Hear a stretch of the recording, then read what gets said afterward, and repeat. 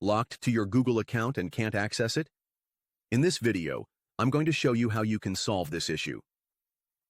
This issue is more common than what you might think, and this usually happens if you have forgotten your account password or the previous owner didn't properly unlink their account. If this is your case, we recommend reaching out to the previous owner and asking them to unlink the device from their Google account.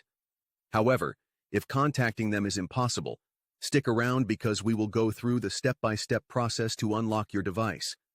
This video is for educational purposes only, and we do not support unlocking fraudulent devices. For your safety, this method does not require any software, and we will not be performing any hacking of any type. The next step will take place on a computer or on a phone that can connect to the internet. On this website, we will remove the factory reset protection lock from your phone.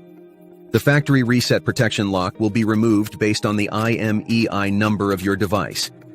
To get the EMUI number of your device, you can check the SIM tray, look at the phone box, or dial *#06# on the keypad or emergency call screen.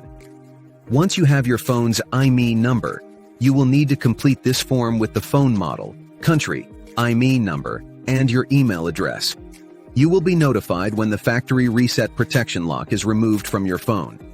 After the factory reset protection bypass process is completed, you will receive an email notification, which will look something like this. It will confirm that the Google account has been successfully removed from your device. The email will also include further instructions on what to do next to finalize the process and ensure the Google account lock is completely removed from your device. If you haven't received the email yet, don't panic. Save this video and come back later when you get the confirmation email. Once you have received the email, simply complete the process by following the instructions provided. Power on your device, and you'll see that the Google account lock has been completely removed.